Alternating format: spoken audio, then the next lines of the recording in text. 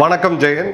ஒரு பாகிஸ்தான் ஜேர்னலிஸ்ட் ஒரு Singapore diplomat பார்த்து ஒரு கேட்ட கேள்வி, பாகிஸ்தான் 5 வருஷத்துல எங்கே இருக்கும் அப்படின்னதுக்கு அவர் சொன்னக்கூடிய பதில் உலகம் முழுக்க வைரலாக இருக்கு. பாகிஸ்தான் வழக்கம் போல ஒரு சந்தி சிரிக்கக்கூடிய ஒரு லாஃபிங் ஸ்டாக்காக மாறி இருக்கு.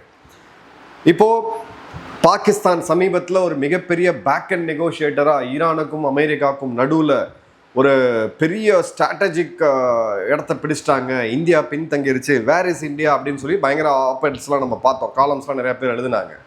அதை அவர் என்ன சொல்கிறாரு அப்படின்னு பார்த்தீங்கன்னா, உங்களால் உழைச்சி தான் சாப்பிட முடியும், ஸ்ட்ரக்சரலாக உங்கள் நாட்டுக்குள்ளே இருக்கக்கூடிய பிரச்சனையை தீர்க்காத வரைக்கும் இப்போ நீங்கள் ஷார்ட் டர்மாக பண்ண இந்த ஆப்டிக்ஸ், இந்த ஃபோட்டோ ஆப் ஈரானுக்கும் எங்களுக்கும் நடுவில் இதுன்றது உங்களுக்கு சோறு போடாது அப்படின்னு சொல்லி செருப்பால் அடித்த மாதிரி ஒருத்தர் பதில் கொடுத்துருக்காரு.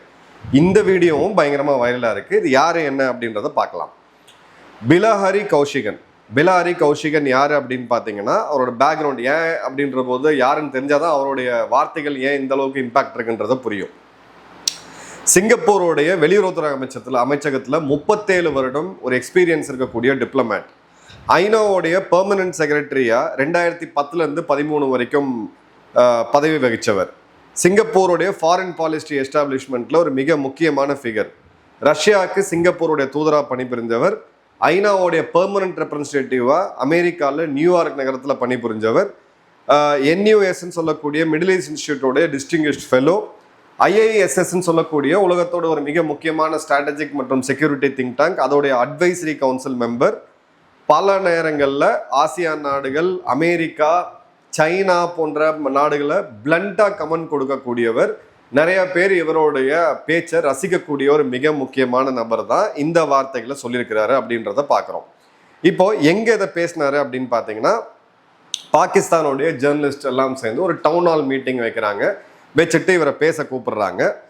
பிலாரி அவர்கள் வந்து பேசுகிறாரு. அப்போ ஒரு பாகிஸ்தான் பத்திரிகையாளர் கேட்குறாப்புல, சார் இன்னிலேருந்து 5 வருஷத்தில் பாகிஸ்தானை நீங்கள் எங்கே பார்க்குறீங்க அப்படின்ட்டு. அதுக்கு அவர் கொடுத்த பதில் ரொம்ப பிளண்ட்டாக அவர் கொடுத்த பதில் என்ன அப்படின்னு பார்த்தீங்கன்னா, இப்போ உங்களுக்கு கிடைச்சிருக்கக்கூடிய டிப்ளமேட்டிக் ரிலவன்ஸ், அதாவது அமெரிக்கா ஈரானுக்கு நடுவில் நீங்கள் ஒரு பேச்சுவார்த்தையெல்லாம் பண்ணி ஒரு கெத்து காமிச்சிக்கிட்டு இருக்கீங்க, இது வந்து ஒரு ஷார்ட் டேர்ம் ஆப்டிக்ஸ், இது வெறும் ஒரு ஃபோட்டோ ஆப் தானே தவிர இது உங்களுக்கு சோறு போடாது, உங்களுடைய டீப் ஸ்ட்ரக்சரல் ராட், புல்லரிச்சு போன துருப்பிடிச்சு போயிருக்கக்கூடிய உங்கள் நாட்டோடைய உள்நாட்டு ஸ்ட்ரக்சரை சரி பண்ணுற வரைக்கும் உங்களுக்கு நீங்கள் எங்கேயும் உருப்பட போகிறதில்ல அப்படின்றதான் பதில். அடுத்த கேள்வி என்ன அப்படின்னு பார்த்தீங்கன்னா, எங்களுக்கு பிரச்சனை வந்து ஒரு பக்கம் பாகிஸ்தான் இந்தியா, இன்னொரு பக்கம் ஆப்கானிஸ்தான் அண்டை நாடுகளாக இருக்கிறது. அதுக்கு அவர் என்ன சொன்னாருன்னு பார்த்தீங்கன்னா, வெளிநாடுகளில் உங்களுடைய பிரச்சனைகள் எல்லாத்தையும் கொண்டு போய் வெளிநாடுகள் ஆப்கானிஸ்தான் இந்தியா மீது போடுறதுல எந்த இதுவுமே இல்லை. இந்த நீங்கள் பிறந்த காலத்துலேருந்து 1947 இன்டர்னல் மிஸ்மேனேஜ்மெண்ட் தான் காரணம், உங்கள் இராணுவம் அதுக்கு ஒரு மிக முக்கியமான காரணம் அப்படின்னு சொல்லிட்டு செருப்பால் அடித்த ஒரு பதிலை வந்து கொடுத்துருக்காரு. அந்த 2 வீடியோ இன்னைக்கு பார்த்தீங்கன்னா உலகம் முழுக்க சமூக வலைதளங்களில் வைரல் ஆகிட்டு இருக்கு. இப்போது ஒரு ஃபேக்ட் செக் நம்ம வந்து பண்ணி பார்ப்போம். அமெரிக்கா மற்றும் ஈரான் வாரில் இவங்க என்ன பண்ணாங்க, அசீம் முனீர் மற்றும் ட்ரம்ப் குடும்பத்துக்கு இருக்கக்கூடிய ஃப்ரெண்ட்ஷிப்பு, ஜெனரல் குருவில்லா மூலயமா அசீம் முனீர் வந்து ட்ரம்ப்பை பிடிச்சி ட்ரம்ப்போட ஷூவை தொடச்சி தன்னோட நாட்டிலேருந்து கனிம வளங்களை ஒரு சூட்கேஸில் போட்டு ஏதோ மெடிக்கல் ரெப்ரஸன்டேட்டிவ் போயிட்டு ஒரு டாக்டர்கிட்ட மெடிசன் காமிக்கிற மாதிரி அங்கே ட்ரம்ப் முன்னாடி போய் நின்று ஒரு கம்ப்ளீட் சேல்ஸ்மேனாக பண்ண ட்ராமா. அதன் பிறகு என்னுடைய ஃபேவரைட் மார்ஷல் அசீம் முனீரெல்லாம் சொல்லி இவங்க வந்து கொடுத்தது. கடைசியாக இந்த பேச்சுவார்த்தையை நடத்த முடிச்சது யார் அப்படின்னு பார்த்தீங்கன்னா, கத்தார், ஒமான், பிரான்ஸ் மற்றும் சுவிட்சர்லாந்து, 4 நாடுகள். பாகிஸ்தான் சீன்லேயே கிடையாது. எப்பப்பெல்லாம் ட்ரம்ப் மீண்டும் அந்த தாக்குதலை நிறுத்தத்துக்கு முற்பட்டாரோ, பாகிஸ்தான் பிச்சை எடுத்ததுனால நாங்கள் முற்பட்டோம் அப்படின்னு சொல்லி பாகிஸ்தானை அவங்க சொன்ன வார்த்தைகள் நம்ம பயன்படுத்த முடியாது. ஒரு சிஐயோடைய மூத்த அதிகாரி அந்த வார்த்தையை பயன்படுத்தியிருந்தாரு. டிஷ்யூ பேப்பர் மாதிரி அப்படின்னு சொல்லி தூக்கி போடக்கூடிய நிலைமையில தான் இருந்தாங்க. இப்போ இவர் சொல்லக்கூடிய இந்த ஸ்ட்ரக்சரல் ராட் அப்படின்றது என்ன? இந்த நாடு ஒன்று போகணும், ஒரு பிரச்சனைகள் எல்லா நாட்டுக்கும் வரும், தனி மனிதனோட வாழ்க்கையில் வரும், அடுத்து நம்ம சால்வ் பண்ணி கடந்து போகிறோம். பட் ஸ்ட்ரக்சரலாகவே பிரச்சனை இருந்துச்சுன்னா அது தீராது அப்படின்றதுக்கான ஒரு அர்த்தம் இருக்குது. இப்போ ஒரு பில்டிங்கில் நீங்கள் ரீபெயிண்ட் பண்ணலாம், ஒரு பில்டிங்கில் புதுசாக டைல்ஸ் போடலாம், ரெனோவேட் பண்ணலாம், என்ன வேணால் பண்ணலாம். ஆனால் அந்த பீம்ஸ் காலம் தூண்கள் உள்ளே இருக்கக்கூடிய இரும்பு துரு பிடிச்சிருச்சு அப்படின்னா அந்த பில்டிங்கை இடிச்சுட்டு திரும்ப கட்டுறது தவிர ஒரு வழியே கிடையாது. அதை தான் நம்ம ஸ்ட்ரக்சரல் ராட்டுன்னு சொல்கிறோம். ஃபர்ஸ்ட் பாகிஸ்தானுடைய பிரச்சனை என்ன? Tax base. இந்தியாவை விட ரொம்ப ரொம்ப கம்மியான டாக்ஸ் பேஸ். நம்மளது ஒன்றும் பெரிய அளவுக்கு கிடையாது. 140 கோடி மக்கள் வாழக்கூடிய நாட்டில் 7 கோடி பேர் தான் வருமான வரியை தாக்கல் செய்கிறாங்க. அதில் ஒரு 3-3.5 கோடி பேர் தான் வருமான வரி கட்டுறாங்க. அதுவும் நடுத்தர வர்க்க மக்கள் எல்லாருக்குமே தெரியும். பாகிஸ்தானுக்கு அதை விட ஒரு மோசமான பிரச்சனை இருக்குது. டாக்ஸ் அங்கே பே பண்ணக்கூடிய ஆட்கள் கிடையாது. ரெண்டாவது எக்ஸ்போர்ட் growth சுத்தமாக கிடையாது. மூணாவது லோ ப்ரொடக்டிவிட்டி. இருக்கக்கூடிய இளைஞர்கள் இவங்க எல்லாரையும் மூளை செலவை செய்து இந்தியாவுக்கு எதிரான மனநிலையும் இந்துக்கு எதிரான மனநிலையும் கொண்டு வரது, அவங்கள பயங்கரவாதிகளாக மாற்றுறதுன்னு சொல்லி உலகத்துக்கு ஒரு ஜிகார் ஃபேக்டரியை உருவாக்கி வச்சுட்டு இருக்கக்கூடிய பாகிஸ்தானில் தொழிற்சாலைகளிலேயோ இல்லை ஒரு சர்வீஸ் இண்டஸ்ட்ரியிலையோ வேலை செய்யக்கூடிய மேன் பவர் அங்கே இல்லை. லோ ப்ரொடக்டிவிட்டி அதுக்கு ஒரு முக்கியமான விஷயம். கொஞ்சம் படித்தவங்க இங்கேருந்து வளைகுடா நாடுகளுக்கு, அதிகம் படித்தவங்க ஐரோப்பிய நாடுகளுக்கு ஷிஃப்ட் ஆகுறாங்க. எனர்ஜி ஷார்ட்டேஜ் இது ரொம்ப ரொம்ப முக்கியமானது. தன்னுடைய தாங்கள் கட்ட வேண்டிய டேம்ஸ் எல்லாம் சீன நிறுவனத்துக்கிட்ட கொடுத்து கட்டி அந்த நிறுவனங்கத்திட்ட இருந்து மின்சாரத்தை வாங்கி இவங்க விநியோகிக்கிறாங்க.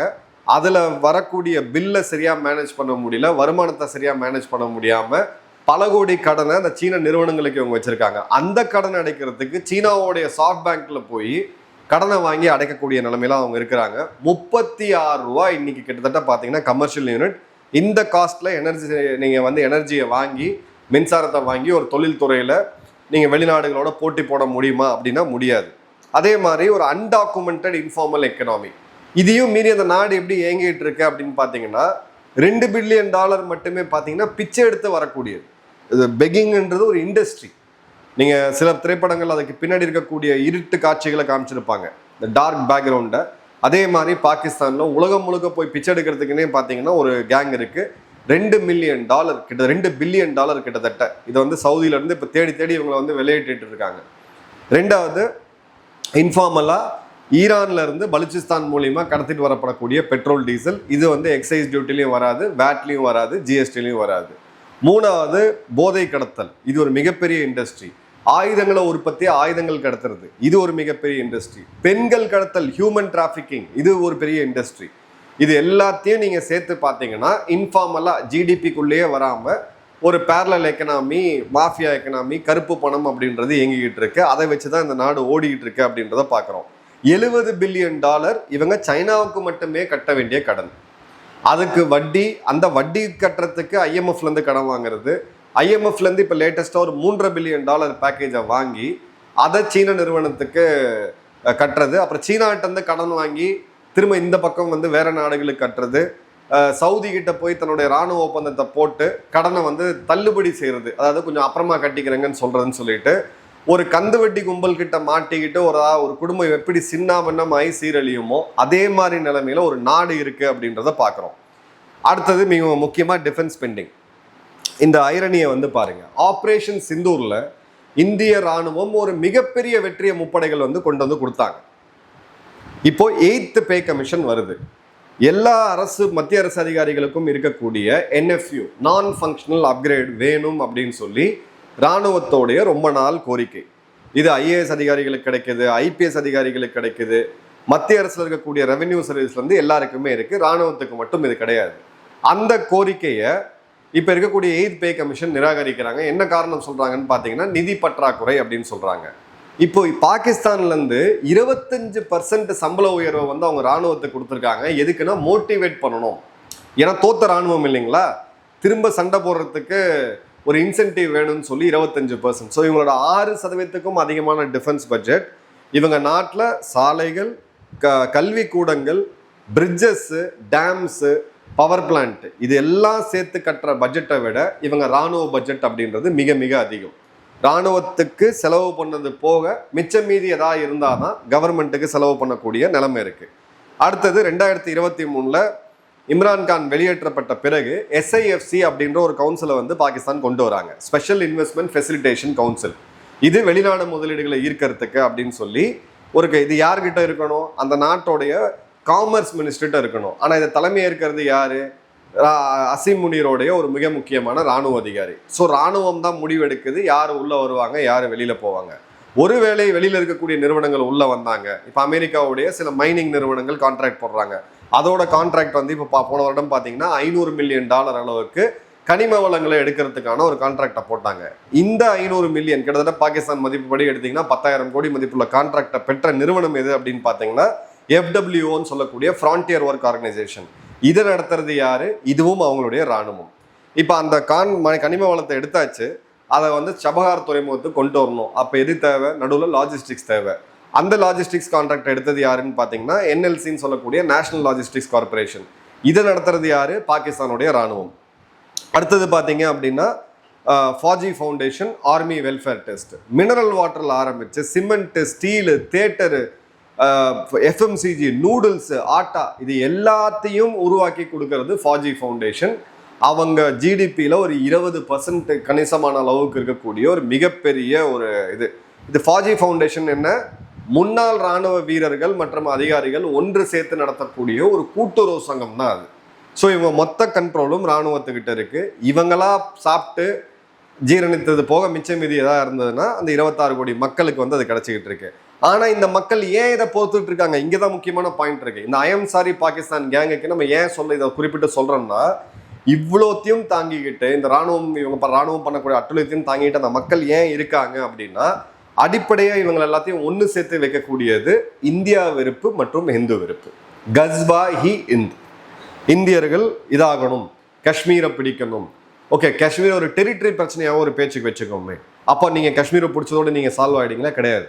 இந்தியா முழுக்க நம்மளது இருக்கணும். கஸ்வா இந்த். இது வந்து ஒரு கம்ப்ளீட்டாக ஒரு பூமியாக இவங்களாம் அடிமைகளாக மாற்றணும்.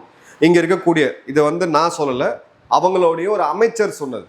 சில இந்திய திரைப்பட நடிகர்கள் பேரை குறிப்பிட்டு அவங்களெல்லாம் கட்டி இங்கே எடுத்துகிட்டு வரணும். ஸோ எந்த மென்டாலிட்டி 12ஆம் 10ஆம் நூற்றாண்டில் இருக்கக்கூடிய மென்டாலிட்டி, பெண்களை கவர்ந்து எடுத்துகிட்டு போகிறது, அடிமைப்படுத்தி எடுத்துகிட்டு போகிறது, சிறைப்பிடிக்கிறது, ஆண்களை கொல்றது, இதெல்லாம் எந்த காலத்து தத்துவம், சித்தாந்தம், காட்டு மிராண்டிகளாக இவங்க வாழ்ந்த போது இருந்ததை 21ஆம் நூற்றாண்டில் இன்றைக்கும் அந்த மக்கள் நினச்சிக்கிட்டு இருக்காங்க. ஸோ இந்த முட்டாள்கள் இந்த மென்டாலிட்டியில் இருக்கிற வரைக்கும் அவங்க அரசாங்கத்தை அவங்க எதிர்த்து கேள்வி கேட்க போகிறதும் கிடையாது, அவங்க இராணுவத்தை எதிர்த்து நிற்கவும் போகிறது கிடையாது. இப்போ டெமோக்ரஸிக்கு வருவோம். இதுவரை 5 வருடம் பதவி காலத்தை பூர்வித்து செய்த ஒரு பிரதமர் கூட அங்கே கிடையாது. ஒன்று அவங்கள வந்து ஜெயிலுக்கு போடுவானுங்க, இல்லை வெளியூருக்கு போடுவானுங்க, இல்லைன்னா கொண்டுடுவாங்க. இது 3 தான் மாறி மாறி நடந்துகிட்டு இருக்கு. லேட்டஸ்ட் பார்த்தீங்கன்னா இம்ரான்கான். இந்த முட்டாள்களுக்கு மத்தியில் ஒரு பாப்புலஸ்டான லீடர் யாரு, ஒரு மக்கள் செல்வாக்கு பெற்ற தலைவர் யாருன்னு பார்த்தீங்கன்னா இம்ரான்கான் மட்டும்தான். இம்ரான்கான் இப்போ ஜெயிலில். ஒரு கண் பார்வை போயிருச்சு. இம்ரான்கானோட நிலைமை என்ன அப்படின்றது தெரியாது. ஸ்லோவாக அவரை வந்து காலி பண்ணுறதுக்கான வேலைகள் வந்து முன்னெடுத்துட்டு இருக்காங்க. ஸோ ஜனநாயகம் கிடையாது. இப்போ கான்ஸ்டியூஷனல் அமெண்ட்மெண்ட் 37வது முறையா என்ன கான்ஸ்டியூஷன்? அவங்களுடைய உச்ச நீதிமன்றம் இராணுவத்துக்கு எதிராக சில தீர்ப்பு கொடுத்துச்சுன்னு சொல்லிட்டு உச்ச நீதிமன்றத்துக்கு இணையாக ஒரு ஃபெடரல் கோர்ட்டை கொண்டு வந்து அந்த கோர்ட்டு முடிவு பண்ணும் இந்த ஒரு கேஸு உச்ச நீதிமன்றத்துக்கு போகுமா இல்லை இந்த கோர்ட்டு முடிவு பண்ணுமா அப்படின்ட்டு. ஸோ 2 கோர்ட்டு, 2 இது. இராணுவம் தான் எல்லாத்தையும் செய்யும். மக்கள் வந்து ராடிக்கலைஸ்டு. இவங்களை இந்தியாவுக்கு எதிராக அந்த மனநிலையில் கொண்டு வர்றது, 5th ஸ்டாண்டர்ட் டெக்ஸ்ட் புக்கில் இருந்து அந்த பாய்சனை வந்து ஊட்டுறது. இப்போது இந்த அதிகாரி அவர்கள் சொன்னதில் ஸ்ட்ரக்சரல் ராட் அப்படின்ற வார்த்தையை பயன்படுத்தியிருக்காரு.